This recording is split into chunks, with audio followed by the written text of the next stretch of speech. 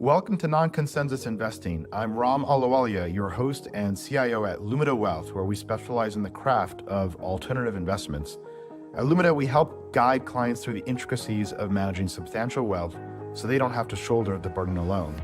Through this podcast, we draw back the curtain to reveal the strategies employed by the best in the business for their high net worth clients so that you too can invest beyond the ordinary. If you like this video, give it a thumbs up and subscribe for more non-consensus investing content. No one talks about this, and I'm in the I'm in the emotion business. With McDonald's, it wasn't just an idea about doing a biopic of McDonald's. To me, it was like a Rorschach test for America and American capitalism. If it's a $10 million movie and someone gives me $10 million, they get 50% of the equity in the film. The creative side gets 50% of the equity. The investor is paid back 120% of their investment before the splits. All right. I'm pleased to be joined by Don. Don is a Hollywood movie producer. He produced one of my favorite films. The founder is a story about the growth of McDonald's, and we'll come back to that story. And Don himself has had an incredible journey. He grew up in a small town called Herndon, Virginia. I've been there more than a few times, and he had this incredible journey of going from starving artist to Hollywood producer and running an independent studio. We're going to talk about first the economics of making movies and who makes money in the movie industry. What are the roles from producer to directing to the acting? How does it come together? And then also storytelling. How do you pick a good plot and a script and execute that and make that come together? And Don's personal story also. I'm going to start off by playing this clip, which is an excerpt from the founder. I know what you're thinking. How the heck does a 52-year-old over-the-hill milkshake machine salesman build a fast food empire with 1,600 restaurants and an annual revenue of $700 million? One word: persistence. McDonald's. We wanted something different. Orders ready in 30 seconds, not 30 minutes. Unique, original, there's nothing like this. McDonald's can be the new American church. And it ain't just open on Sundays, boys. What you ought to be doing is owning the land upon which that burger is cooked. You're not in the burger business. You're in the real estate business. I have a contract. Contracts are like hearts. They're made to be broken. I think you've got an incredible job because you've got to take a vision and bring it to reality. And that's what entrepreneurs and founders do. And it starts with an abstract concept, starts with a plot. There's no characters, there's no really scene, and you make it come together. Don, maybe we start with, what do you do as a producer? Yeah, well, my job as a producer, I came into producing through writing, but my job as a producer, you're really taking something from nothing. I think it is a lot of parallels to entrepreneurship. You come up with a concept or an idea, or you find a script or something you like, and you have to convince people of your vision for it. And a friend of mine defined vision as being able to see things that other people can't see. A partner of mine, and often partner of mine in the film business, Renner, he also flips houses. And I'll go in, he'll show me a house, and he'll be like, yeah, and this is a house that doesn't look great. And he'll be like, yeah, we're going to put this here and this here. And he'll explain it to me. And my eyes will glaze over, and I'll be like, yeah. And I was an architecture major, and I'll still look at it and be like, okay. Come back to the house 6 months later, and I'm like, oh my God. Like, you see what's done. The movie business or the TV business is the same thing. You come up with a concept or an idea, and you have to nurture that idea and convince people to come help you, convince them to help you build it before you have any money, convince them to fund it once you have something that's viable. And then you take it to market and all the way through this life cycle. And it starts with one person. And when you're on a movie like The Founder, it's hundreds of people that are all working to make this vision happen. And the first set of people you have to convince are like investors, because you're an independent studio as opposed to, say, a Warner Brothers where it's in-house. Yeah. Right? Yeah. I would describe myself as a creative producer. There's producers that are just money people that finance stuff. There's producers that work for studios that kind of produce in-house for studios and have the studio behind them. I'm a creative producer. I work independently. So I start with an idea. The first person I have to convince often is either the people around me. If I'm going to write it, it's the people around me. Is this I pitching the idea? And you can tell if you have something. People will be like, oh, that's great. If not, then you're like, maybe that's not the one. And the ones that I always say, it has to be something, whether you're starting a company or a new idea or a new business, it has to be something that's more than just a good idea. It has to be something emotional, something thematic, something you can dig into that's meaningful to you. I always approach theme and look at theme like that. With McDonald's, it wasn't just an idea about doing a biopic of McDonald's. To me, it was like a Rorschach test for America and American capitalism and what is it? Is it going to be sustainable capitalism? And that idea is bigger than a movie. It's bigger than McDonald's. It's what our society looks like today and what the battleground for that, which happened in the 50s, and who won and what it looks like, and all the admirable qualities of Ray Kroc too. It was bigger than just, oh, I'm doing a biopic of McDonald's. It was like, when people dig into it, the plot is amazing, the characters are amazing, but the implications for society are just stunning, and the world are stunning. So that really transcended a good idea. And I think anything I do, especially as I get older, it takes so much chi to generate ideas and take things. It's like creating a new company. And I think the first one, you're just excited. The second, third one, you're just excited. By the sixth company, you're like, okay, I got to make sure this one's really where I want to put my life energy. And so You want to make every movie count because it's an incredible investment of time and energy. And I love what you said about McDonald's has done more for American capitalism by teaching entrepreneurship, by saying, here's how you run a business. There's a scene from Coming from America, classic Eddie Murphy movie, where he's washing the floors or he's hiring people, he's providing security for his staff. There's care and attention placed on the bird. Yeah, I like how you're taking a thematic approach, which is what we do as investors as well. How does the idea generation start? Does someone say, hey, here's a script? Or do you conceive of this idea of this, here's this overlooked story in America that you want to focus on? Yeah, everything's different. Sometimes I get a script. In the case of the founder, I heard a song by Mark Knopfler called Boom Like That. Actually, take it back further. My dad took me to McDonald's as a kid. I was probably 6 or 7 years old. And I remember standing in McDonald's and looking up at the plaque. Inside every McDonald's, this bronze plaque that said, founder, Ray Kroc. And I remember thinking to myself as a little kid, like, why is a place named McDonald's founded by Ray Kroc? And it just, there was a cognitive dissonance there that even as a little kid, I recognized. And then I heard a song by Mark Knopfler called Boom Like That, which if you listen to the words, it's about McDonald's, it's about Ray Kroc. It's the story as a song. And I was like, what is this story? And I get obsessed. I start diving into biographies or people, and I just become like insanely obsessed and just get as much data and information about it as I can. And I just said, this is the most incredible story. And it took me about 12 years from that initial, wow, I want to tell this story, to getting it all together. And first for that one, I had to break the story. So oftentimes you have, okay, it's a biopic, but biopics are challenging. You can't just tell cradle to grave. You have to find a moment or a situation or something. There's always I always call it story like cracking a safe. And with that one, the challenge was like, these guys sold to Ray Kroc. They didn't have to. They owned most of the business. Why did they sell to this guy? Why did they do it? And that was the big question that I had to answer, and that no one has really answered except this movie. And what I did in my research, what I found was one of the brothers was very sick. He had diabetes. He was dying. And a court case or drama can exacerbate your health conditions. They were finally just like, fuck this guy. We're going to start another business. And they were like, let's just cash out and go. They were going to start. Yeah. The hospital scene in your movie. Yeah. Yeah. That's reading between the lines of the biography of why did these guys decide to sell. And that's the thing. Once you, go ahead. Sorry. No, go ahead. Yeah.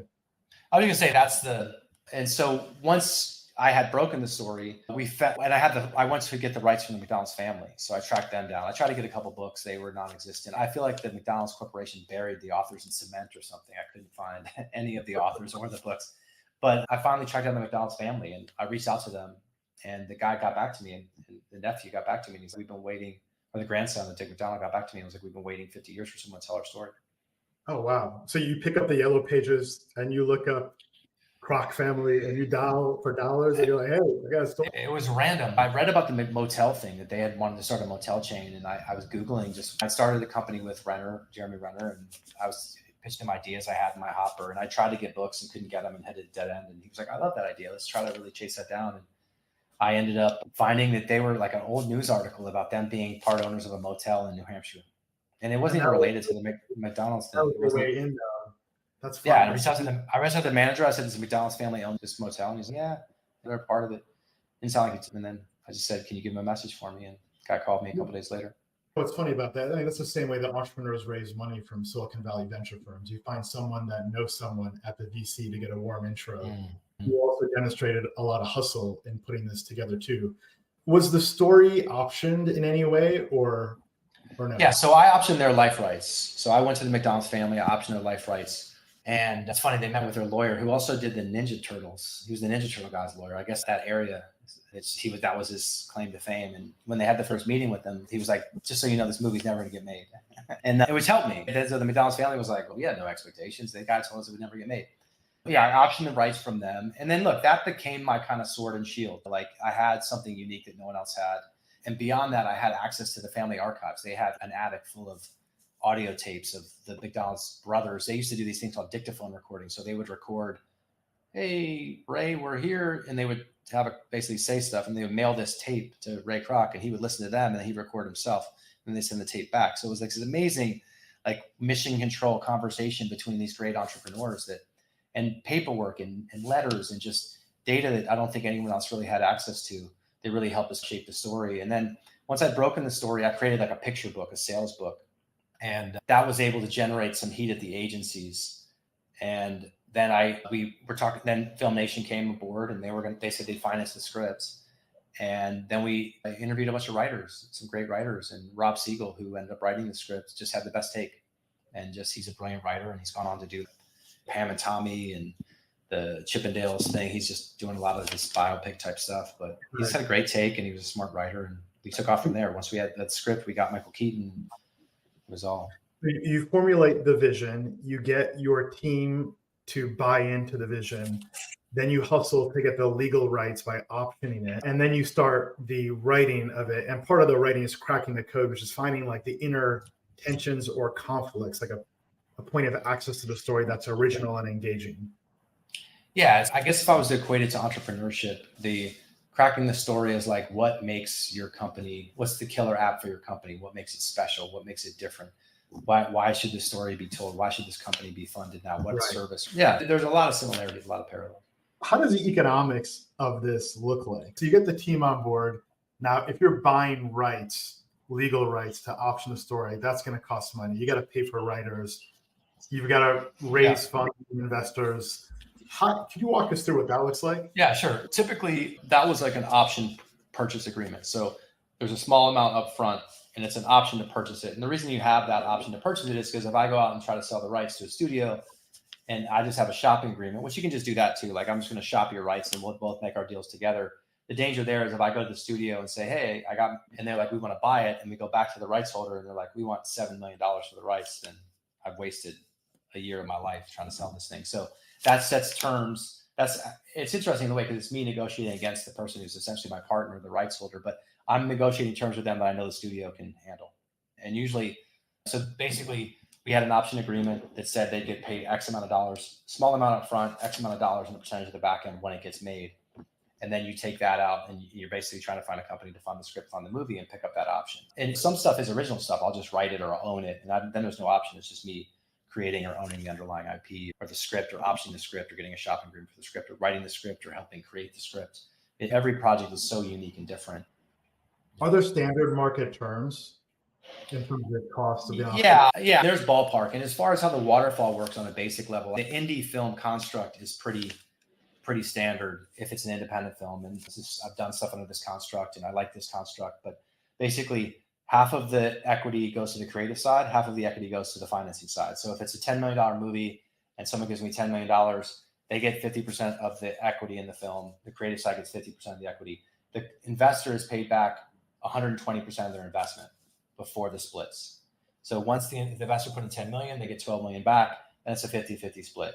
Half goes to the creative and half goes to the financing side. Now, the creative side, if I'm the creative producer, I have that 50%, but out of my 50% comes the actor participation, director participation, the writer participation. And as you're bringing on these artists, Michael Keaton takes a chunk, John Lee Hancock takes a chunk.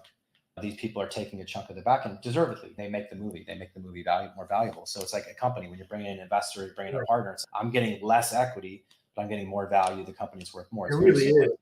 It really is. And so essentially you've got like a pre-money valuation of 20.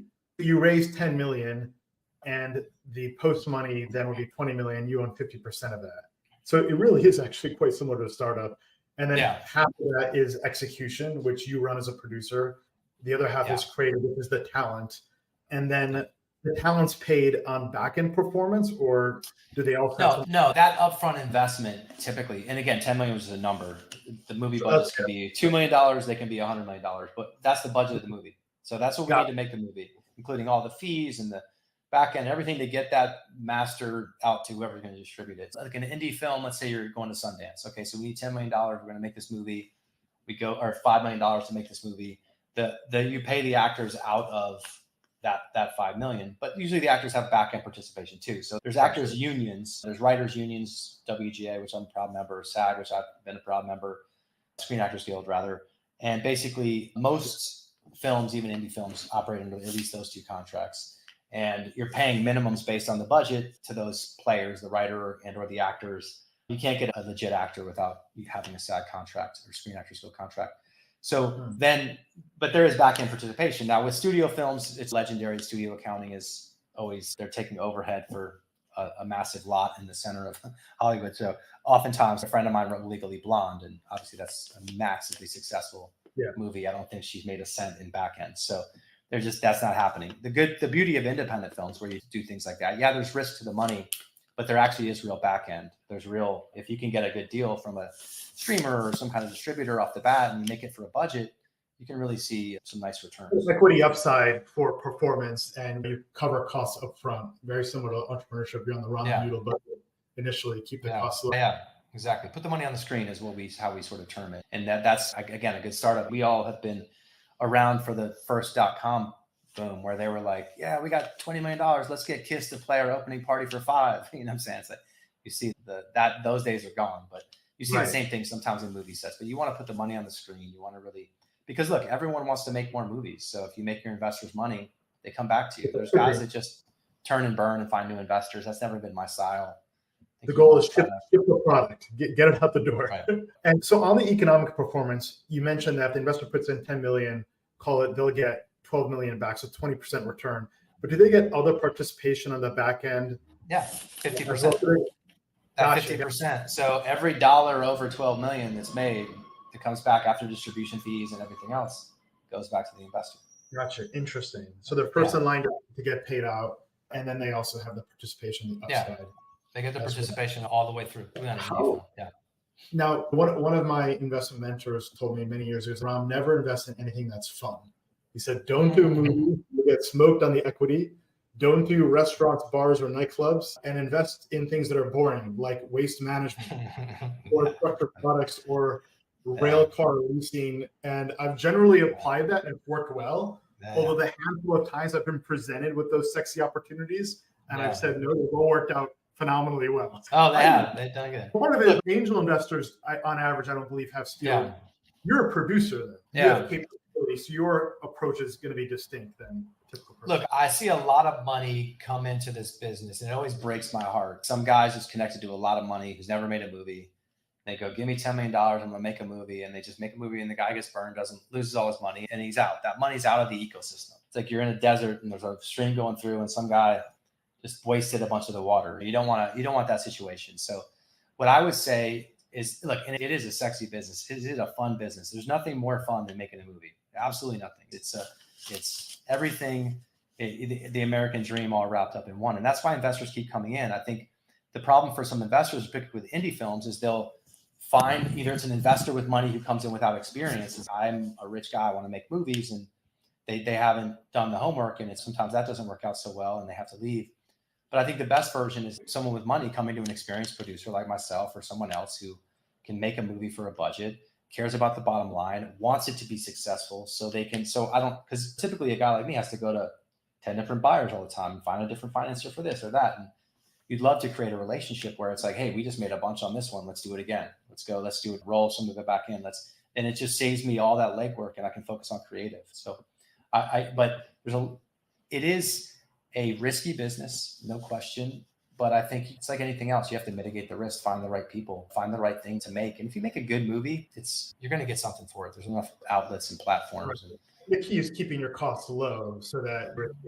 And what does like a range of economic outcomes look like? I know it's all over the place. It depends by movie. But if you're to there's lose everything. That's what I see. You're not going to lose more than I would say. What's that? Yeah. But I think typically, look, most of the time, if you have a legit producer, the movie's going to get made, right? There's situations where they don't get made. Something happens or whatever, but movie gets made, you have an asset. And look, it's a long play sometimes. Sometimes I've known people that made independent films with actors that you've never heard of. They maybe get a tiny sale for it or don't quite sell it. And then that actor that was nobody is now this huge actor.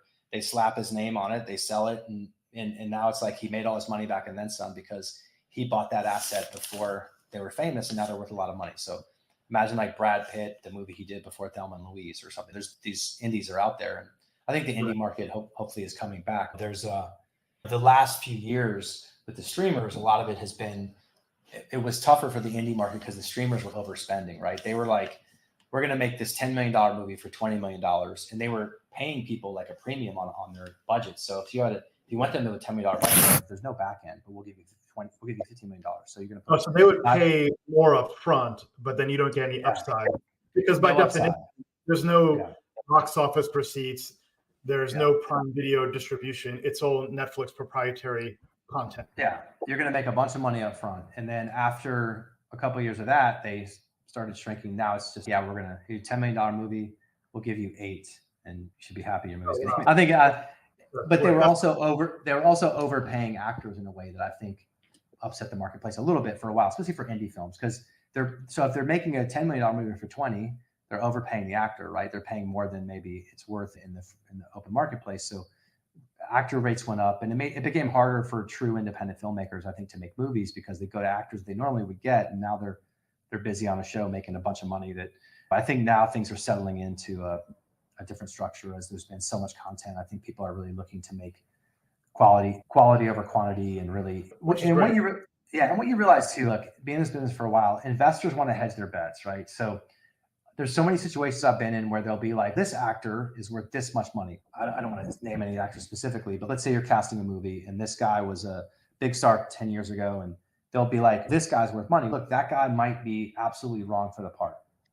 But they're like, but we know he's worth this much in foreign sales. Typically how things are financed, and this is what we did with the founder, that was with FilmMaking, which is probably the classiest, best foreign sales-based financier in the business. But basically what they do is they package the film, and they take it to the sales market, and then they sell it to foreign buyers. Like Germany, we'll give you $1 million for the film. France will give you this much, and they're pre-selling all these marketplaces, which then they use that to go to a bank with that. Okay, we have a guarantee of $7 million from all these territories. The bank goes, okay, we'll give you $7 million minus a fee. You take that, you make the movie with that plus a little gap equity. The gap is filling in the gap from the bank loan or the bank fronting you the money to actually make your production budget.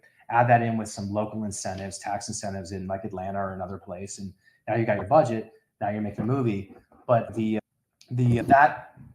that is predicated on sometimes a foreign sales market of a certain actor's value. But a lot of the movies that break out and get beyond that and make insane amounts of money are movies like Moonlight that gets nominated for Academy Award. You didn't know any of those actors. They just hired the best.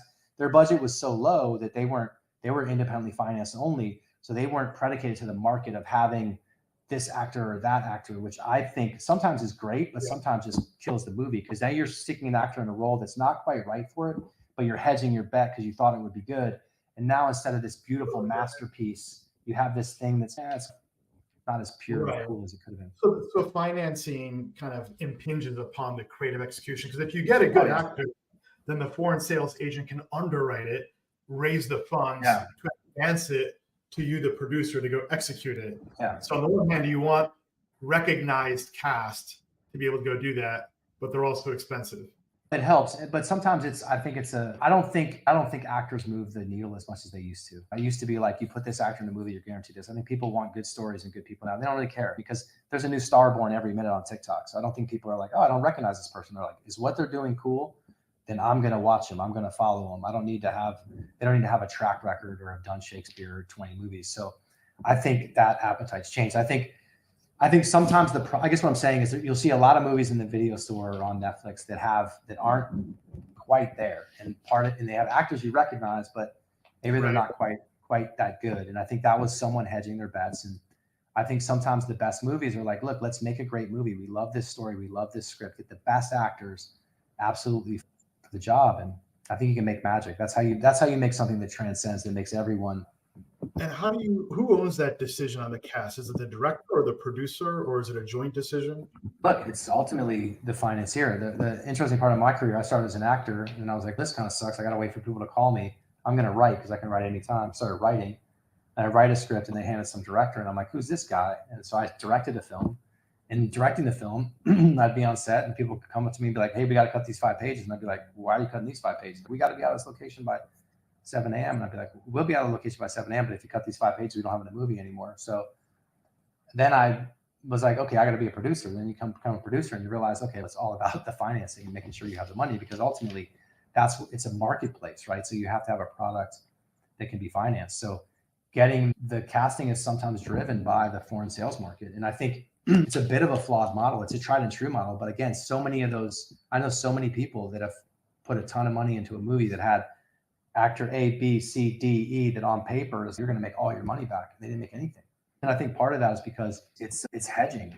And I don't think in art you should hedge. I think you should go for, let's make the best fucking movie we can with the best people. And then you're going to make something great and transcendent. It's not always the economics and reality of the world don't always dictate that, but that's the dream, you know? And you said you love building movies. I would imagine that dealing with a lot of personalities, especially celebrity actors, that comes with some ego. Is it really that beautiful and effortless to make these movies and make it come together? Oh no, it's always a challenge. And sometimes the movies that are the hardest to make are like the ones that win awards. And sometimes the ones that are like, oh my God, this was like having a camp out with my best friends, don't do well. You never know what's going to be. It could be a horrible experience. It turns out great. It could be, I think, look, there are a lot of egos in Hollywood, and artists are complicated people, myself included. I always thought if I was a little less broken, I would be an accountant or a dentist or something more stable. But I think that's part of the game. And as Rumi said, the cracks are where the light gets in. The more broken you are, the more you maybe have to offer the world as far as your observations and stuff. And I've found also, sometimes people just say actors are difficult. Like, this actor is difficult or that actor is difficult. And what I've found from my experience, if you talk to 50 people in Hollywood, 10 will say I'm a complete a-hole probably. But everyone's different. I've had people say to me like, oh, that actress is impossible and blah, blah, blah. And I've had a perfect experience with them on set. As an actor, I'd go on a big movie and they'd be like, oh, watch out for this actor. And they were the nicest person to me. I was nobody. I was just had an under 5 line. And this person was super gracious and super kind. The thing about celebrity is they're under a constant microscope. You or me have a bad day and we yell at the guy at the dry cleaners, or we get mad at the grocery store cashier. So no one knows about it. They just forget us. But those guys, if someone does that, it's 100 people know about it before they left the store, and it might be on TMZ. So sometimes it's difficult. There's a lot of pressure on these. I did Saved by the Bell as an actor as a kid. And I remember like at the lunch break, the producer comes over and says, you guys need to really perform. And I'm like, oh my God, these kids are like 12, 15, 14 years old. I was like 18 or 19 playing younger, but I just remember being like, wow, there's a lot of pressure on these kids for something like Saved by the Bell you wouldn't expect it. So a lot of pressure for them to deliver. You never know what they're going through. And they got to be on. They got to, hey, at 2:00, we're shooting this scene where you got to cry or be happy or be in love. And your personal life might be in shambles. You might be getting sued. You might be going through a divorce. You never know what the person's going through, and they have to bring it. There's something admirable about that. So, are there some moments that you found really challenging that you can share with us where you had to step up and lead and have an intervention to turn something around? Oh yeah, I've worked with some greats, man. And so some of Jimmy Kahn threw a script in my head, and it was like one of the best moments in my life. I'm like in the trailer and Jimmy's, what is this? And you're dodging the script. And I'm just like, this is fucking awesome. I have no problem with confrontation. As it like hit you in the thing, you're like, this is great. Or was that a reflection? I dodged it. So he missed me. But I just didn't look, I love Jimmy. We had a great relationship. He was out. We were trying to do a backdoor pilot for Sony, and we're in Bulgaria, and you never know when you usually a lot of times these studios is financing it. They're hiring a separate company that you're not involved with the hiring of. So you get there and you're just you're working with these guys, and you don't know what the quality of their work is or what it is. And I found the people and the crews there to be great, but there was some things that were like, this is not up to the standard of either myself or a great actor like Jimmy Kahn. So most of the time his complaints were 100% valid. And I've never laughed harder in my life than around Jimmy Kahn. It was like one of the greatest experiences of my life. And look, what he was mad about was inconsequential. And look, I grew up with a very gruff stepfather. I can handle that energy. No problem. I can stand in that fury and just feel it and not take it personally and not get emotional. And that's, I think, what it takes. Everyone else was afraid to knock on the door. I wasn't afraid to knock on the door. I'll knock on the door and he's upset. Okay, dodge the script. What are you upset about? Now let's solve the problem. And that's all they want to do. They just want to be heard. And look, he was a legend, dude. Like He was the Godfather. He played Sonny Corleone. And the whole time, and the whole time I was just like, tell me about Marlon Brando. Tell me about the Godfather. And he was just regaling me with stories. And we'd go out and hang out and have a drink at night. He was I was blessed to work with him. And actually, funny story. When I was a waiter, I worked at a restaurant called, I was a terrible waiter. I got fired from this place. I was at a restaurant called Delmonico's on Pico. It's not there anymore. Fancy seafood place. You had to carry the plates. I was like, no trays in this place. You had to carry them up your arm. So I have 10 plates up my arm and I'm trying to just deliver food to this place. And there was a table with a family and they were all like bustling out into the aisle and just blocking it. So I was just standing there, like arms starting to shake as I'm holding these plates. And I saw a guy who clearly saw that I was like trying to get through. Everyone else was oblivious, like everyone else at the table.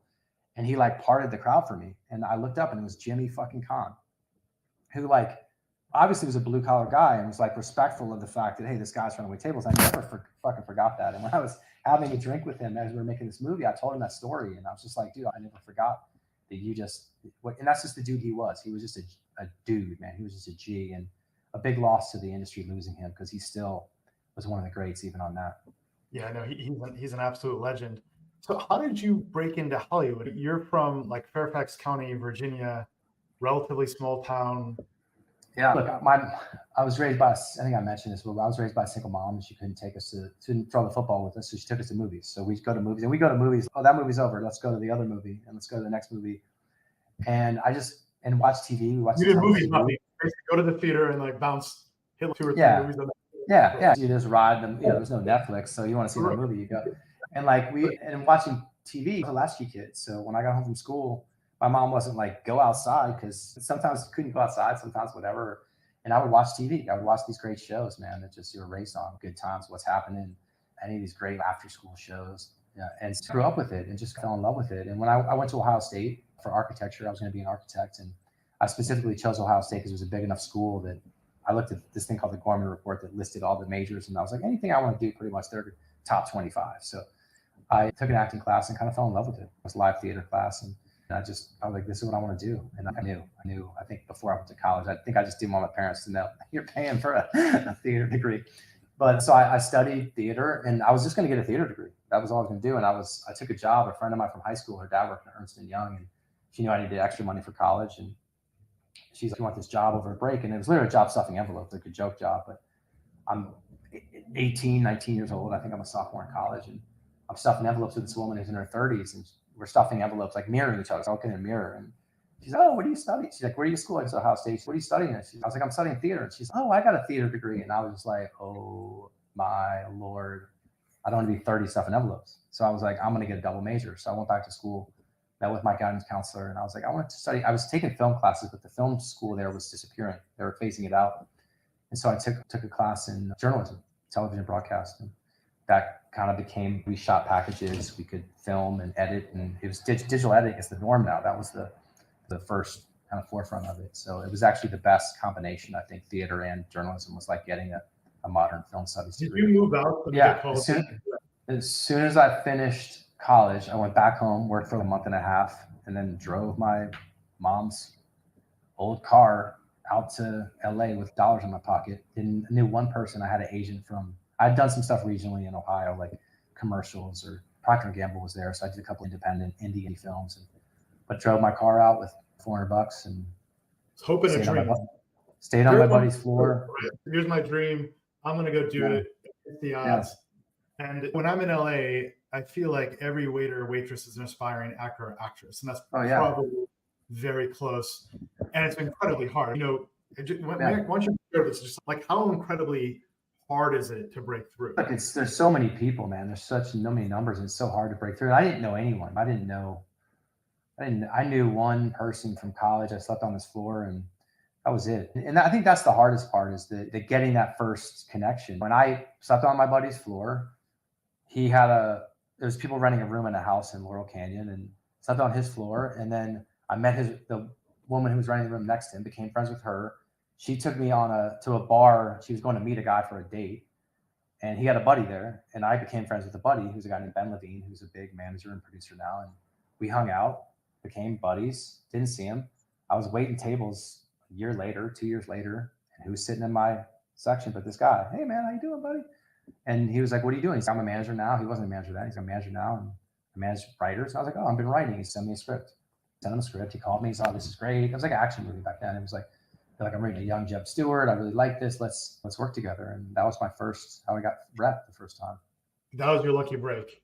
That was my lucky break. That was the first. Having Many, a right, yeah. many other lucky breaks after that, but that was probably one of the big ones. Any other notable breaks where you felt like you had a coincidence or someone was looking out for you and just gave you a gift?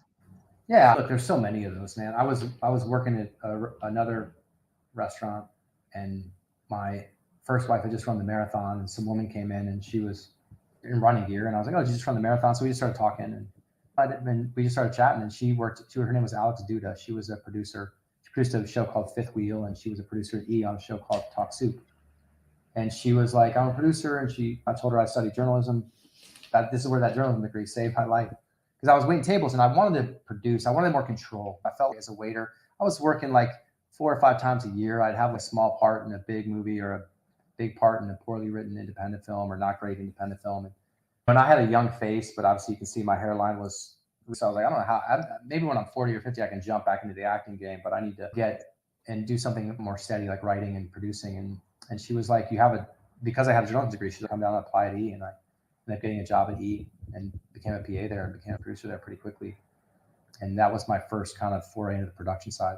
Got it. And then how did you and Jeremy Renner hook up and start producing films together? Jeremy and I met actually at the gym. I had auditioned for a short film that the guy had a headshot of him sitting there. I just remember seeing his face, and then we were at the gym together. I just recognized him and wanted to talk to him. Hey, we started talking, and it's a funny kind of story, but we ended up just from that point on just hanging out. We went on a double date, I think shortly thereafter, with our girlfriends, and just became buddies. And when you come to LA, you meet 50 people, right? And after 5 more years, it's 25 people. After 5 more years, it's 15 people, and then it's 10, and then it's 5, and then it's okay. Now it's, and he was really a touchstone for me, because he also was another guy who came out and didn't know anybody. Came out, and kid from Modesto, which is very kind of blue collar town, which I think resonated with me and why we connected. And he just got so fucking good at acting that he couldn't be denied. Really watching him and seeing him progress was an inspiration to me. And when he was really getting a bunch of the opportunities he was getting, I had just finished shooting a film called Touchback with Kurt Russell. So we were both working our way up, and I was in post on that film, and he's like, I'm getting a lot of opportunities. I want to start doing more stuff. And I was just doing that and wanting to produce more. Like I said, I just directed, and I was like, I'm going to get in the producing side, because I can direct 1 movie. I can produce 10. It's a little more. And so we ended up starting a company called The Combine and grew from there. So. Got it. And so when you're selecting the story, how do you approach that? You look for the intuitive resonance, then you talk together, you make that decision. Like, how does that? Usually it's ultimately, like I said, it's a little bit about theme for me. Like I get obsessed. Like for years, I was wanting to do a story about Richard Simmons, and someone sent me a picture of him, like a joke picture. And I was like, oh, I know who he was. Obviously as a kid, everyone knew who he was, but I just looked at his picture and I was like, who is this guy? And I just did a deep dive, and I was like, this guy's fucking interesting, man. He's such to me, what made Richard Simmons so compelling was that and again, this is where I'm talking about themes. So character, Richard Simmons, okay, we all know him, but what really attracted me to his story was he was like the Old Testament, New Testament of fitness. Before Richard Simmons, it was like, you're fat, you're ugly, you need to work out. That's why you should work out, because you're fat and you're ugly. And he was the guy who said, you shouldn't work out because you're fat and you're ugly. You should work out because you love yourself, and it's a good thing to do for your body. And it's so different. It's that guy came on and was like, don't work out because you hate yourself. Work out because you love yourself. And I was just like, that is such a fucking seismic shift in how we see the planet.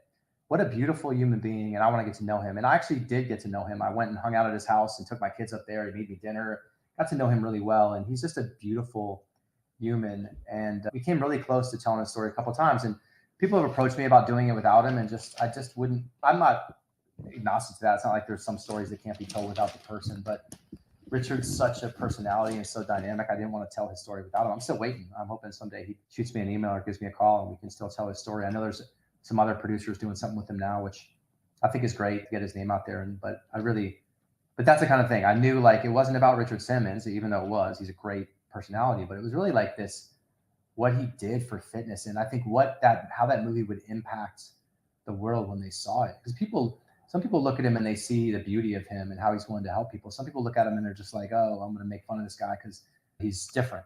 And I love taking people that think that and making a film where they walk out of it and they go, fuck, I was so wrong about this guy that I want to cry right now.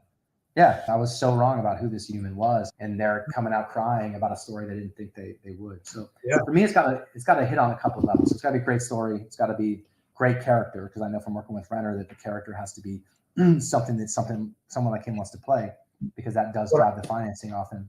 But it's also just got to be something that resonates. Yeah. No, what I love about what you're saying is you take a very non-consensus approach. This podcast is called Non-Consensus Investing. Mm-hmm. And you're looking at a story in a different light, through a different perspective that someone else might not have considered. What are some other personalities that you've run into that have influenced you or shaped you, or you learned a lesson from, or you think that is worth highlighting? Oh man, there's so many lessons I've learned. When I teach at Chapman on Monday nights now, I've taught at UCLA, teach writing. And one of the things I try to focus on for people is a mental game. There's so many classes on like structure, or classes on, when you're an entrepreneur, you're a filmmaker, it's a sine wave, right? It's like you're up and down massively. And what I always say is when you're on the bottom, painful, but you're at your maximum learning capabilities right there. You're learning more in that moment than you'll ever learn. You don't learn up here. You're just spending money on Kiss concerts, you know what I'm saying, for your company. But so I talk to them a lot about that, and sustaining a career and sustaining a mental attitude that keeps you working through those things. And one of the main things I share with them that I think is true for anyone is I always ask people, like, how do you tell the difference between a predator and prey? And the answer is like where their eyes are. Like if you see a cow, their eyes are here. And the reason their eyes are here is because a cow has to see if a wolf is coming behind it. So a cow has to be able to see behind them. So all prey, their eyes are out here. How do you know a predator? Their eyes are in the front because they're hunting. They're like, I'm going to find something to hunt. When you look in the mirror, what are humans? We're predators, right? If we're not hunting something, we start hunting ourselves. So I tell people all the time, especially an artist, when you're feeling anxious or depressed or all these things, it's because if you're hunting something, you're not depressed, you're not anxious, you're not any of those things, because you have a purpose, you have a goal, you have something you're working toward. And I think it's important for everyone to always have that. So that's one thing I think that's helped me through some dark nights. I also had a great teacher named Joan Shekel, who she's like the Bill Parcells of directing coaches. She's like the Newt Rockney of directing coaches. She coaches directors like other people coach actors, and she's brilliant. She's an absolute genius. And she gave me a definition of talent that's stuck with me that I've shared with every class I've taught since. And she said that talent is what we're able to tolerate revealing about what we have come to know about living, which is a very different way to look at things. And how I always equate it to people is I grew up outside of DC, so listening to rap music, I grew up literally going to Public Enemy concerts as a kid. So I love hip hop. And I always wondered, like, why is Eminem's rap so good? Why is it transcendent in the period it was there? And when I heard that definition of talent, it's what we're able to tolerate revealing about what we've come to know about living. I'm like, oh, that's why Eminem is so talented, because he's rapping about shit you don't tell your therapist. I got beat up. My mom did drugs. My wife cheated on me. These are things you don't tell anyone. And he's rapping about it. And you're like, oh, he's revealing all this stuff he's come to know about living. And that's why we're like so blown away by it. And I just try to apply that to my work. There's all these corners that we're afraid to go as artists that when you hear that definition, you just want to just push into that darkness a little more and try to open up, you know. Really quite powerful to bringing the light and shine it on the shadows and the darkness. How else do you coach people around mindset? It seems like that's a common theme, right? You have the sine wave. It's hard. Yeah. I think, look, a lot of times we write about what we don't understand or the challenges in our life. Like the movie I did, Touchback, that I made with Kurt Russell, that was like written in the fumes of my first divorce. I failed in a relationship. I grew up with divorced parents. It was very important to me to not get divorced. And here I am, I failed. And so I wanted to write a story about a relationship that didn't fail. And what were the elements of that? And what's the lesson there? And what do you take away from it? And I think anything I talk about as far as mindset is really me struggling with the ups and downs of this business and how to stay focused and how to stay in the game. And the other thing I'll say about my business that's much like entrepreneurship is like, it all changes instantaneously. Like it changes in 20 years overnight. You know what I'm saying? Like I've seen it. Like I saw Jeremy when he was a struggling actor and he had a massive success. And then I don't know if you remember Party of Five, but that was the biggest show on TV back in the day. And he got the next show they were doing. Party of Five was doing this show and he got the lead role. He was a lead role in that. He was shooting the pilot. He was like weeks into shooting the pilot. The studio executive showed up and said, he looks too young, and fired him in the middle of shooting this whole pilot, which was called Push. I think it was called Push. I don't know if it ever aired. So they replaced him halfway through shooting this movie. And I remember he was definitely hurt by it, but he's so resilient, as you can tell from his recent things. He just kept in the game. But again, it's like that can happen at any moment, but also massive success can happen at any time. Like I've seen one script, one movie, one role change people's lives forever, and you see it, and it's magic, and it's magical about this business, and that's why I think it's so exciting for people. It's very personal. It's not as commercial as I thought it would have been going into. Obviously, commercials matter. You got to pay the bills and make money and ensure investors are happy and people can grow and succeed. I can see that your approach there's an emotional component to it. And you've used words like transcended. You quoted Rumi. He's a beautiful poet. I've got a few books from Rumi somewhere in here as well. Yeah. Looking for the beauty in people. Do you take like a spiritual approach, or do you apply that in terms of how you create your work product? I mean, I think so. I think emotion is like emotion. To me, there's a mathematics to emotion, but there's also, it's something that we take for granted. Like there's all these classes on history and on English and literature, and there's not a lot of classes on just how to deal with your emotions and and I think that's what made Mr. Rogers so great, where this guy talked about emotions in a way that I think people weren't used to it. There's a great clip of Mr. Rogers. I don't know if you've ever seen it, but it's basically he's in a congressional hearing, and there's this hard ass senator who's like grilling this guy, and he's been grilling guy after guy, and Mr. Rogers gets up there and he speaks to him, and he gives this speech, and the senator literally goes from being this like bull moose guy who's like just trying to steamrod people to like teary-eyed, going like, what you do is so important. And I get emotional just thinking about it right now, that speech. That's the beauty of the thing. It's a legendary moment. He defends broadcasting. Yeah, and it's movies change people's lives. Companies change people's lives. And I think and that's something that's worth your effort. If you're like, if you have, my product's going to make me a lot of money, it's hard to get up in the morning when you're not making a lot of money, right? If you're like, my product's going to change people's lives, it doesn't matter if you're making money. It doesn't matter. You get up in the morning, you're like, fuck, this product is going to change people's lives. I know it is. I know this thing is fuck. So it doesn't matter. The money is a byproduct of the change, not the purpose. You know what I'm saying? So it's the same with my business. I have to be motivated by the purpose, not the byproduct, which is the money or the success or whatever, which is all great. You want all that stuff. Don't get me wrong. But I think because if you're motivated just by the money, you don't get the money, you failed. If you're motivated by something else and you don't get the money, then you got somewhere, And the purpose helps you persevere also. Yeah, it's the thing that when the night gets dark and you're like, fuck, I did this to make money, but I'm not making money. And now this sucks. I want to quit. You just quit. But if you have that extra thing, you're like, no, this is worth it. I'm not going to quit because my product will help Timmy walk again. You're not going to quit if it has that kind of resonance or that kind of purpose. And I was that kid alone in a dark room without a dad and wondering trying to find my way through the world. And I would watch a movie and it would change my life. And it would give me that thing I needed in that moment to survive. And that's really powerful. And after the money comes, what happens? I mean, you're an incredibly grounded person. I think I could have this conversation with you 10 years ago and you'd have the same vibe and energy, right? When the money comes, you stay grounded. And maybe there are people around you that didn't stay grounded. Yeah, I've seen it all. When I came out here, there's a lot of actors a lot of kids that come off and they get that part right away and they make a bunch of money.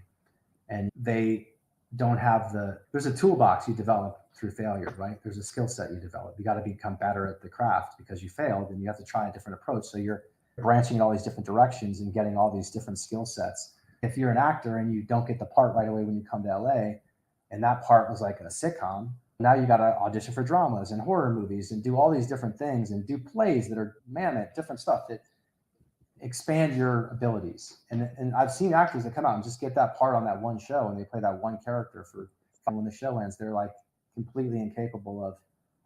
They typecast themselves. Yeah. And they've almost atrophied they've been so on this path and growth mindset. And look, to talk about the mental game, people talk about fear of failure, right?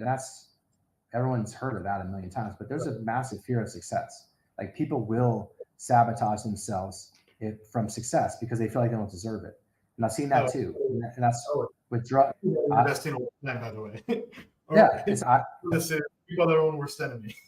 Yeah. And look, I'm guilty of that too. Everyone is. It happens. And so that part of the challenge is making it, staying there, continuing, but also not being your own worst enemy.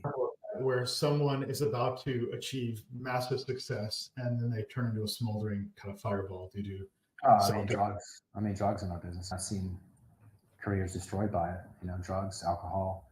And oftentimes you'll be witnessing it with like their reps, and you're like, it's like watching if it was the government, and these famous actors are like $5 billion assets, right?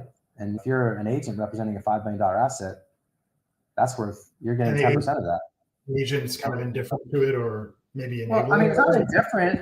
I think enabling sometimes at some point, but I don't think they're not built for that kind of damage control. If it was the Pentagon and I was like, hey, this jet is going to fucking crash in the next 2 years, they're going to be like, fuck, we need to not have this jet crash. We're going to put guys on it. We're going to focus on it.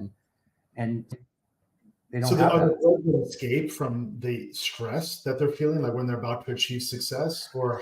I think I think it depends. But sometimes, look, we all do what we do because there's a promise it's going to fix the hole in us. So if I become an investor and I make millions of dollars, everyone's going to love me, right? Life's going to be great. If I make this movie and I win that Academy Award, or I do this or I do that, I'm going to be fixed. My soul is going to be complete. And what happens is for the beneficial few, like myself, you're not quite the place you want to be. Yeah. You still have that hope. But I know people that have gotten there. They've gotten to that pinnacle. And now they're like, oh shit, there's still a hole here. External validation. Like Robert Downey Jr. is a classic example of where he ran into drugs and his career was narrowly derailed, but he came back. Yeah. He cleaned up. Now he's an incredible success. Amazing actor, amazing human. I've met him a couple of times. And the thing and he's one of those guys I think that is actually helping people that need the help, because there's really, and maybe I think he's hopefully created some kind of construct for it, but there's no alarm bell to ring. It's just a lot of times people are just like, I actually heard a manager talking about one of their clients that I won't name, that from years ago, that was one of these publicized, and they were like, well, we're just going to ride this wave till it crashes into the beach. And that's the attitude. Like, we're going to ride the wave until it crashes into the beach. And the wave is the talent and the star up until they self-destruct. Basically, we're just going to ride the wave till it crashes into the beach. And then it crashes into the beach, and then, okay, we rode the wave, and now we're going to go catch another wave. And it's fuck. Wow, okay. It's a dark industry, right? It sounds like there's a lot of depression, a lot of drugs, a lot of struggle, a lot of randomness, a lot of luck on the positive side. Yeah. Look, I got to think that the entrepreneur business is the same, and the fashion business is the same, the music business is the same. It's all the same, any industry. But again, there's very few industries, I think, that I can still watch a movie. Like I'm friends with Karen McCullough, who wrote Legally Blonde and 10 Things I Hate About You. And I had her come speak to my class at Chapman last night. And we watched her movie first, 10 Things I Hate About You, which I hadn't seen in years. And I watched the movie, and Julia Stiles gives a speech at the end, and you start crying. You're just like, this fucking movie is amazing. And there is a magic to the darkened theater and what happens in it. There is, there's something very special about it. And it's even made more special in some ways by the broken souls that have to make it. It's tough to keep it all together. But yeah, that's Karen. Search Karen McCullough, MCULAH. I think that's her. She wrote 10 Things I Hate About You. You could also search that. Legally Blonde. That's her. So if you click on the one to click on that one with the two women. That's Karen's the one on the left, and that's her partner on the right, Kiwi Smith. They wrote Legally Blonde, Ugly Truth. Two of the most successful female screenwriters in the business, hugely fucking talented, and pioneered the sort of this. I mean, that you watch 10 Things I Hate About You, it's 30 years old, maybe about 20 some years old, and you watch it, you think, wow, the female protagonist has agency. She solves the problem. It's like, it's amazing. It's just so good. Yeah. I think the other key themes is coming up, like it's the dark night of the soul as you're producing and creating these and trying to make an impact with someone on the other side. And the smaller independent films do a better job of this than the big blockbuster Michael Bay films about like Transformers. I personally take a lot of satisfaction from these smaller films too. Is there an opportunity to elevate that production in the world of AI, or do you see just the nature of how distribution works with the big studios have their channels that it's difficult structurally for independent films to rise to the surface? Look, I know that the crypto world, and I don't know too much about it. I know a little bit about it, but what excited me about it, why I didn't dismiss it, was there's three things that the studios do. They finance, they market, and they distribute. And if you think about it, I don't know if you know how the Pantages Theater, you heard of the Pantages Theater? I have not. It's a famous theater. There's a chain. It's still one in LA, but basically a guy from San Francisco, like a pioneer guy, was going to walk to Seattle, and it was cold. It was like snowdrifts. So he stuffed his fur boots with newspapers from San Francisco, walked 2 weeks to get to Seattle, and got there, and there was no news there because it was snowing. So he took the papers out of his boots that yesterday's paper he got for free, and he posted them on the wall he rented a room and posted, everyone want to read it. What's the news? What's the news? So he rented a room, posted it on the wall, and just charged admission for people to go in and read the news off the wall. That's how Pantages Theater started. So you basically have something people want to see, which is what we create. But beyond the thing of what people want to see, you have, how do you pay for the thing you want to see? How do you distribute it? How do you get people to see it? And how do you make sure they pay for it? That's really the three things that the studio does. Right. And what excited me about crypto was this idea that if you can create some kind of tokenization or some kind of smart contract where if I go, okay, I got a movie, guys, it's going to cost $5 million. I want to sell essentially tickets to this movie, but it's a smart contract. It's whatever coin of this movie. And when you buy this coin, you're buying a ticket to the movie, but you're also buying a piece of the movie. So then that investment comes in, that coin's converted, you make the movie, right? Now you have the movie and you're going to distribute the movie. Marketing, just so you have the financing figured out through the crypto. How do you figure out the marketing and distribution? Distribution, I don't have to worry about them stealing it because it's on the blockchain and they have to have the code that they have to pay for to get it off the blockchain. So now I don't need the distribution. I don't need Netflix. I don't need any of that stuff. I just get it off the blockchain. And now how do I also, in turn, market that film? If I sold 100,000 pieces of this Bitcoin, to finance it, and you're one of the investors, and someone goes, hey, man, what's going on this weekend? What should I do? You're going to be like, hey, there's this movie that I actually own a piece of. And you're going to go online and you're going to go, hey, guys, this movie that I own a piece of is coming out this weekend. I have 100,000 people telling 10 people to watch your movie. Now you've solved the marketing problem. So that's not there yet. That's not built yet, but someone's going to build it. And when that's built, you're going to go straight from creator straight to market without all the middlemen in between. It's all going to be handled with smart contracts and some kind of blockchain solution. And that excited me. That was like, that's where you're changing the world through that. I love it. We're 1,000% in alignment around that, as well as music royalties on removing the gatekeepers that curate one for for the middle of the distribution. And look, what was that breakout hit on YouTube? Rich Guys North of Richmond, right? They had 8 million views. Yeah. And he had offers from record labels. And he said, no, I don't want to do that.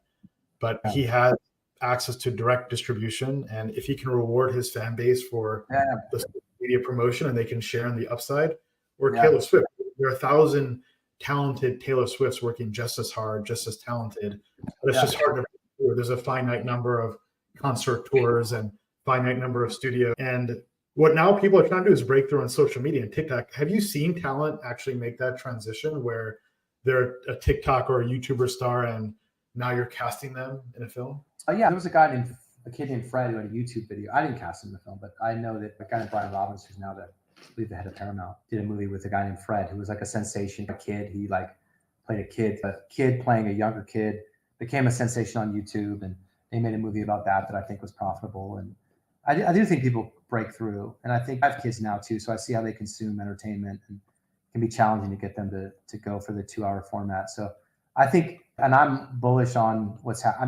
AI is something where, it is going to transform our world. And I've seen, I just reached out to a guy who's doing these incredible trailers using just animated still images. Really? And, if you've ever seen a movie called La Jetée, which was the basis for 12 Monkeys, it's basically a whole film. It's just, there's one frame that moves. I think a character blinks in one frame. The rest of it's still images. So you can actually, what you can do with it, they need to sort out the problematic issues, which is like the artists that maybe were programmed with their content. But the idea, as far as the democratization of art and being able to allow other voices to step up, there's nothing more exciting to me than the fact of AI and people just being able to use their imagination to make films in their living room with a home computer. Has it transformed your creative process? Do you use it for plot line generation or analyzing scripts in any way? Absolutely has transformed my workflow, but I don't use it for plot generation per se. I use it for, like, I'm writing a murder mystery right now and it's set in different locations. But for me, it's, I need to know, there's stuff that I have to research that would take me a week. Hey, or I'm writing a science fiction thing based on a comic book I did with a guy named Jim Kauff, who did like National Treasure and stuff like that. And there's this sort of an element that's science fiction-y, but you want it to be based on reality. And you can ask this thing questions like you'd ask us. I'd have to call a college and get a science PhD to answer the question. And you can riff with it. And then you're like, well, what about this? If I wanted it to be this, let's say I'm creating a virus, or I'm creating a pathogen for a movie. And I'm like, okay, I want it to be a virus. So I'd call a virologist and I have to talk to him and hit him with all the parameters of my story. And then he would give me the data. And they'd be like, if I want it to be a bacteria, shit, now I got to go to a bacteriologist. Or with AI, I can just be like, what about this? What about this? And the questions, like, I'm trying to think of some of the things. Okay, what's a vintage car? Okay, so what's a vintage car about the same horsepower as this and this? These are things I'd have to dig for. But I want the character to have a certain car, certain horsepower, whatever, for some purpose. Your research analyst. It is like having a team of reference library workers at your beck and call. And what I find that AI does, I don't think it right now is terribly good at origination or even refinement. Even if you use Midjourney, it's 4 pictures and you have to pick the one you like and you have to refine it. It's all about taste. And so Absolutely. Yeah. But what I think it does really well is parsing. If I'm an architect and I'm creating a building and I want to see what it would look like with round windows instead of square windows, that's a fucking week of a guy going through and changing everything. With AI, you can just go, hey, make the windows round. It'll just transfer, it'll immediately parse it. So sometimes if I'm back and forthing like a treatment, or a short thing, I'll give it the data and then I'll change it. It'll give me an output. No, I just change this. It's an amazingly powerful tool. And I think people who aren't using it are doing so at their own peril, because I think it is going to change rapid iteration. You still hold the discernment, the curation, the vision, but it helps you iterate faster. Iteration much faster, research incredibly fast. But look, it also does things incredibly poorly. There's things like, I was trying to help my son with his algebra test, and this thing was like struggling with like basic algebra. And I'm like, how can a supercomputer be? So it's still not there, but sometimes I'll read something. I was like, explain this to me in simple terms. It's like having a teacher 24/7 at your beck and call. And like, YouTube was that for me. And I'm self-taught. I was a latchkey kid. So like, I've taught myself Photoshop and all these things. And I did it when you just had how you taught yourself was like, what does this do? That didn't do it. What does this do? That was before they had YouTube videos explaining it. Now they have YouTube videos, but YouTube videos, you have to search the right video to find the right thing. And now with AI, you can just be like, hey man, explain this to me like you explain it to a 6th grader. And it'll just, I'm going to learn about dark matter. AI, and you talked about being able to create trailers almost instantly using AI. I agree. Yeah. That's incredible. That should lower the cost of production, the speed of production.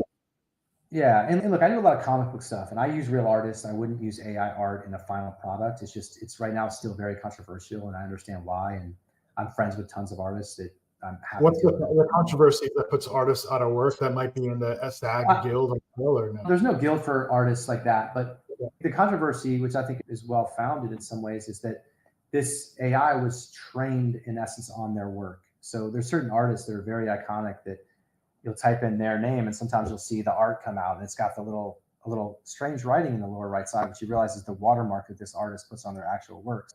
Right. This was done without permission or whatever. So look, I don't want to delve into the politics of that, because I think there's definitely a solid point, but I also everyone knows what a Banksy looks like or Shepard Thierry, and AI knows that. So, right. But it's also sort of, look, the barn door is wide open and the horses are streaking out of the barn. So you got to react to the reality, and it's okay. They need to settle that some way financially in a way that's going to happen, but I think you notice when Renaissance art went from very flat to like perfect perspective, what they have gleaned now is that wasn't just artistic.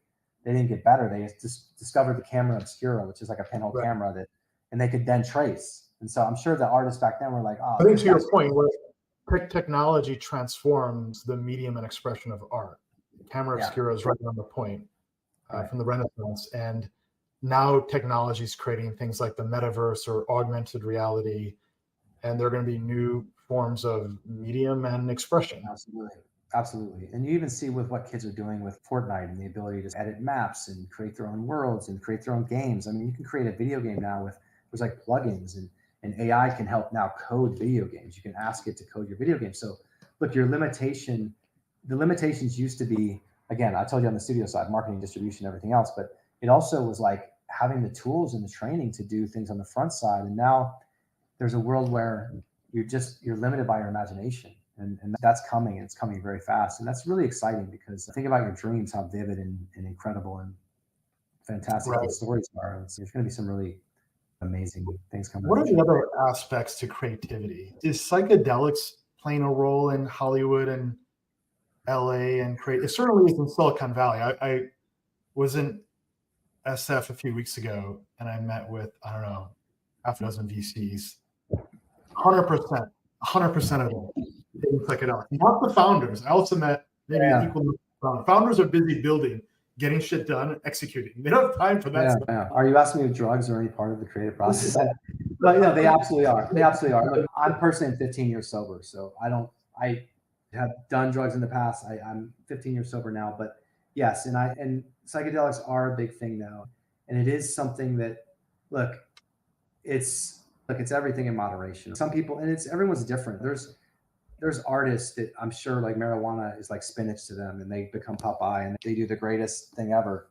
For me, what I found was like the most powerful tool I have as an artist is my discernment of if an idea is good or bad. Which one do I prefer? And what I found is, while some of those things jack up your creativity, they lower your discernment. Like, everything's a good idea. You have wacky ideas, but everything's a good idea, but it takes away my ability to discern is good or bad. And that's, for me, why I don't necessarily partake. I do think some of the newer mushroom-based psychedelics are pretty mild and seem safe. And I know that they're doing some great studies with, again, I'm all about the mental health and mental aspect as well. Yeah. I think they're very helpful in that way for people to, and it's the kind of thing, you don't have a hangover. You don't feel fucked up the next day. If you do the microdosing or small dosing, I don't think it's that bad for you. Again, all things in moderation. Yeah. Yes, can it be helpful? Sure. I mean, are there any other mental health strategies that you suggest or recommend for people, going through the founder journey? For me personally, like I find that if I exercise every day, I keep the wolves at bay. And actually was reading, I was a wrestler in high school and I always enjoyed working out, but I came across something that basically said, and again, I'm going to butcher this and probably maybe I'm even full of it, but it helped me change my mindset. There's something in your muscles, basically, that when you work out, you're almost squeezing it like you're squeezing an orange, and it's coming out of your muscles and it's going into your brain. It's making you happy. And sometimes when I work out, I'm not the same, but yeah.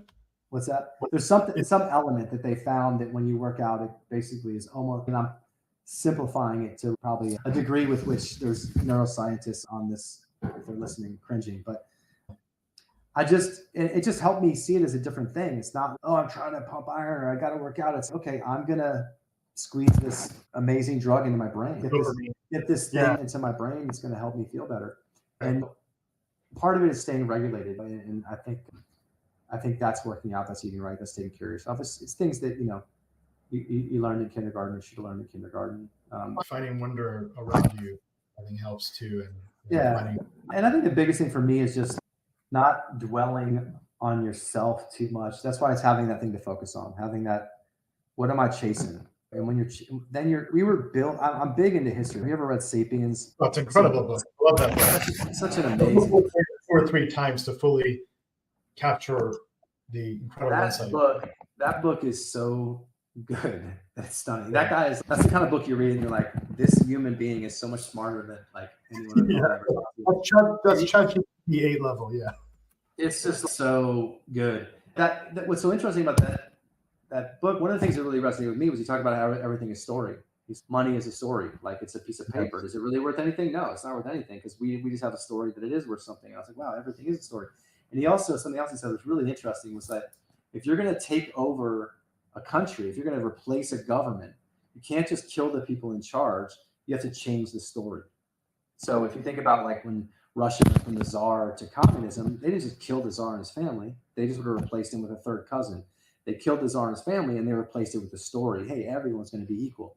Obviously that wasn't the case, but it's interesting to me how important stories. It's not just for making films. And I think with any company, you have to have a story. What's your story? And your story is what gets you the money. It is what gets you sells it. It is what gets people to buy it. So it's definitely everywhere. When you look at the story of a successful startup that's a unicorn, there's a mythology that's just not true. Realized, heroic, and to your point, history is written by the victors. This goes back to like the of Plato. Like there's a noble lie that grounds a civilization. We have the mythology of the founding fathers, which I think America has incredibly noble values, but the founders are mythologized. They are idealized. There was a lot of conflict back then too. Stories are powerful. Humans consume stories, transmit stories, interpret meaning in terms of stories. It's all a meaning. It's all the way down. Yeah. And we also make up stories that aren't true that make us crazy. So that's the other thing. So you're always, That's depression, right? That might be the definition of depression, possibly. It probably is. Yeah. You're writing the worst story in your brain. Exactly. And ruminating. Cool. I'm curious, just to ask you a question, if you don't mind. Sure. In my business, because we deal with emotions, I think it's a little more acceptable when I go, let's talk about the mental, because even with my students, like I'm teaching a film narrative strategies class.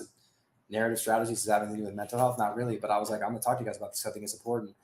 And my students were all like, have still come up to me like, oh my God, thank you so much for saying that. No one talks about this. And I'm in the emotion business. I'm in so I'm curious on your end, because there's got to be just as many ups and downs and mental things. Oh, yeah. Is it discussed in your industry as much? Is there resources? Is it? First off, I'm in the emotion business. That's got to be the headline for this interview. Yeah. That's number one. Absolutely. Look, first off, the suicide rate amongst young males is high versus history. Yeah. Within entrepreneurs, it's also yet higher. Yeah. It's also a hero's journey with ups and downs, and you got to get people to believe in the vision, then you got to execute, and you got to find that purpose, and you're doing that in a competitive market. Yeah, I think it's not discussed enough. But I think mental health has come to the fore, especially with COVID. I think COVID, everyone realized everyone's got a mental health issue. I know I certainly does. I never really thought of myself as having any kind of mental health issues. A sturdy individual. I was like, you know what? I think I probably got some issues I got to address. And enough time alone with yourself in the room, you will definitely find. Yeah, you spend enough time alone with yourself in the room, and absolutely. Bit of a non sequitur, but you heard of toxoplasmosis? What's it called again? I think it's toxoplasmosis. I think it's it's a parasite that cats have that is in cat poop, and pregnant women are supposed to stay away from it because it can affect the birth. But supposedly entrepreneurs supposedly if you get infected with toxoplasmosis, is a guy you never notice. You don't even know what happened, but they find that people that are infected with it are more risk takers. So a higher percentage of entrepreneurs tend to have this parasite that I think is interesting. That's really funny. We've got to go test every entrepreneur out before Let's see if they're did you have a cat as a kid? I guess that's the thing I did. So that's funny. I think at least for me as an entrepreneur, it's more of a desire, one, to surround myself with excellent people and not settling for low standards. I used to work with people. I think I can do the job better than my boss, but I don't want to wait for 5 people to die in front of me. A great responsibility. Another is autonomy. Another is purpose. Another is a creative expression. Because when you're building a business and shaping the culture and the values of the team, you are betting on yourself, but that is a creative act to bring an organization together. And it's a heroic act too. When you're putting yourself out there, you're putting yourself in a very vulnerable position. It really is. And it's about personal growth too. In fact, I actually hate risk, which is the funny thing. I don't think people understand. I'm an investor. My job is to invest in risky assets from equities, and no one thought bonds were risky. It turns out they lost 6% value. Crypto's risky. I hate risk, actually. I need to make money. My brother, actually my older brother, I was the black sheep of the family. He went and got a PhD in math, and he works at Goldman Sachs, and he's very much like risk is not his friend. He does not enjoy risk. We use a lot of math to avoid and manage risk. Yes. Yeah.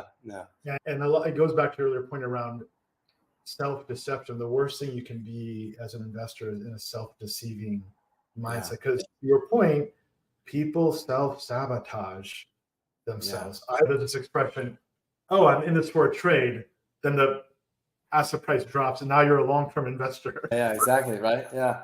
That's sunken cost fallacy. Yeah, exactly. I think mental health and being honest with yourself.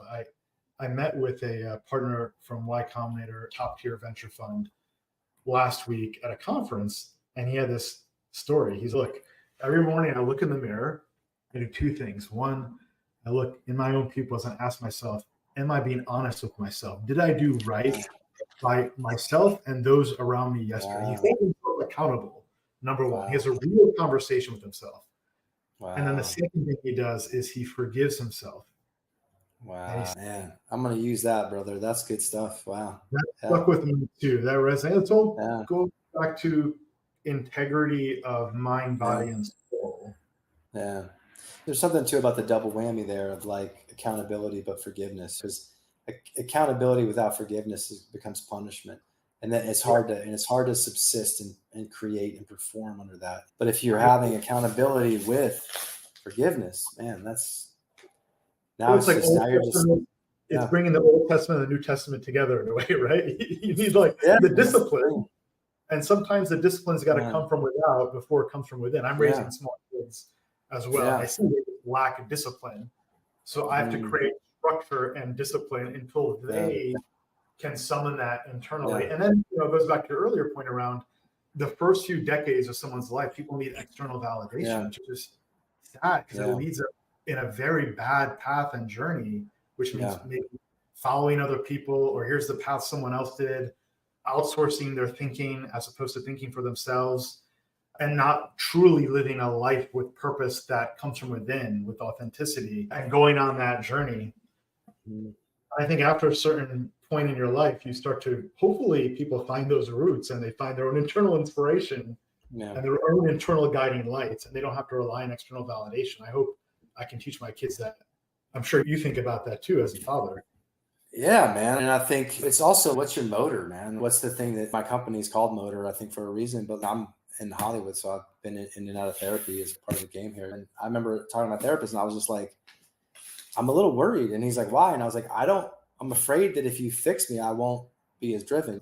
There's the Malcolm Gladwell thing about like the world's run by orphans. And most of the people that are super successful had a loss as a kid or had something horrible happen to them that made them feel like the world isn't safe.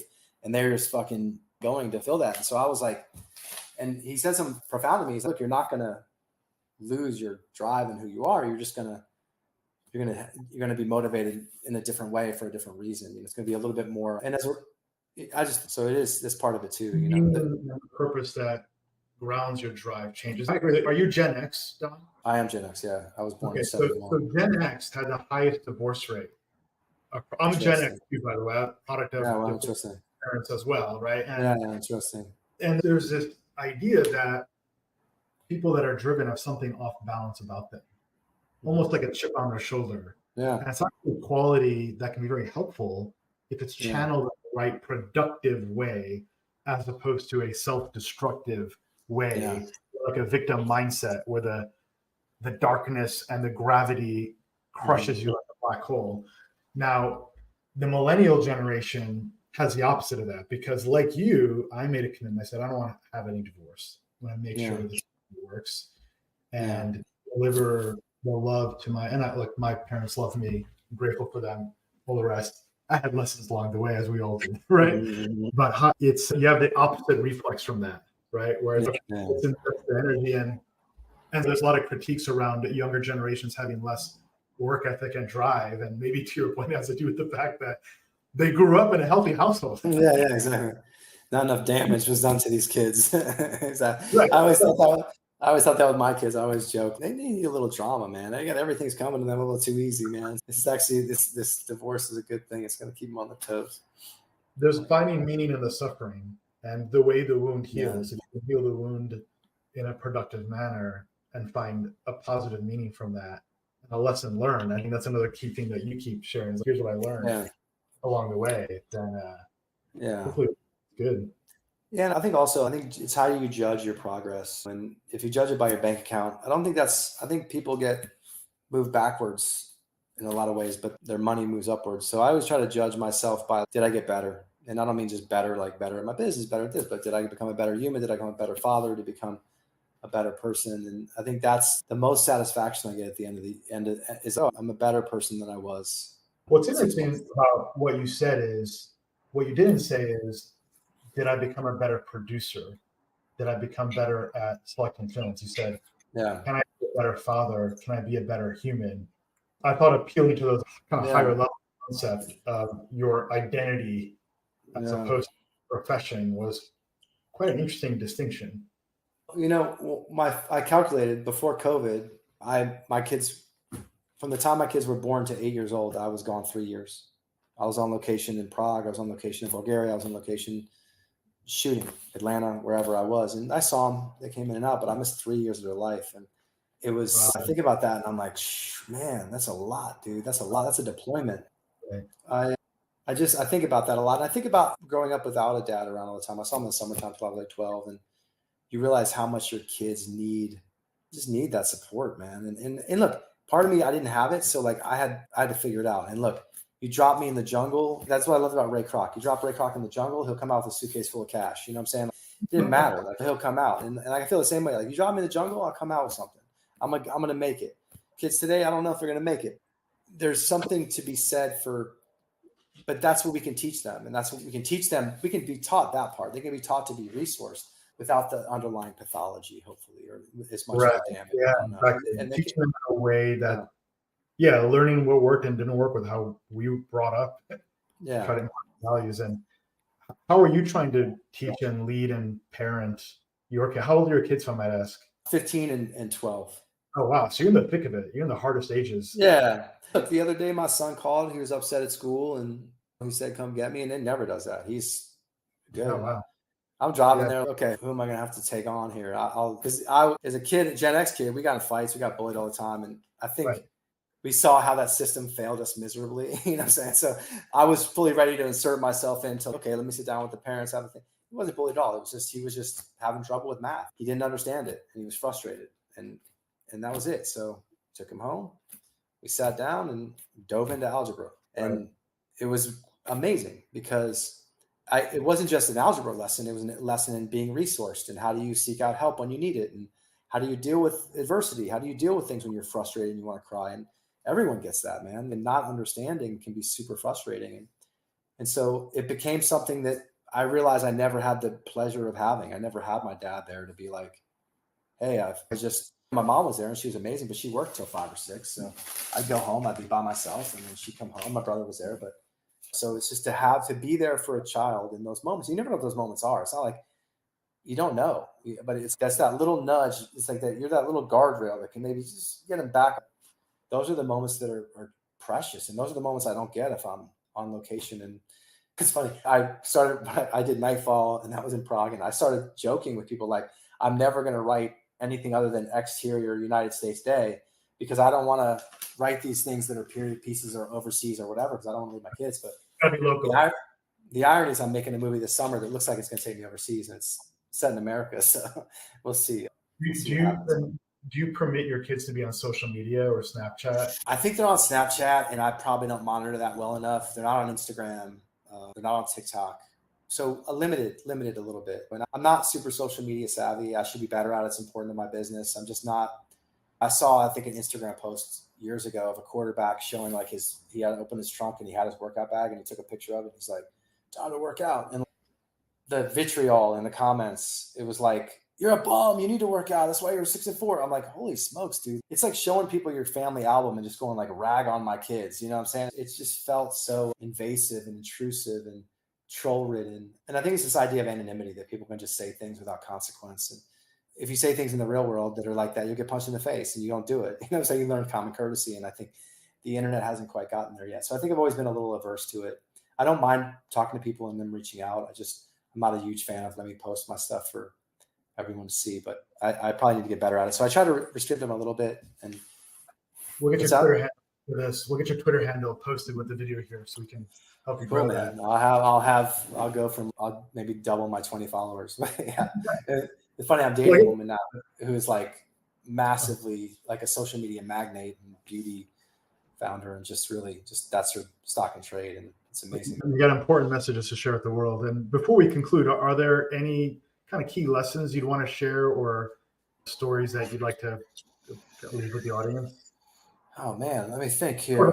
There's anything? Look, I think the big crossover for you and I that I think is really important that I've been digging into the past 5 years is just IP, underlying IP. Like it's not just about making the movie, because when you make a movie, the studio owns the rights. And when the writers, as I mentioned, when the Writers Guild was formed in the 20s, we gave that up. And I think there's something about creating games and comic books and things like that underneath that are a low cost, high return way to develop more content, test it in the marketplace, own more of it as it progresses through the life cycle in the sort of supply chain, so to speak, of the movie business. And I'm just really bullish on that. I'm bullish on the new technologies.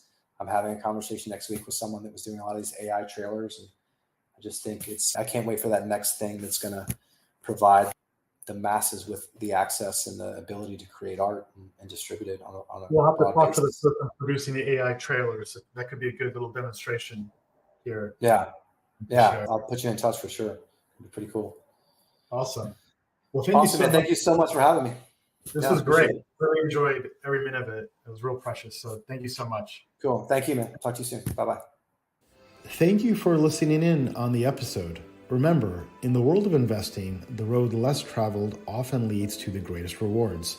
I'm Ram Ahluwalia, your host and Chief Investment Officer at Lumida Wealth, where we specialize in the craft of alternative investments. Invest wisely, stay ahead of the curve, and stay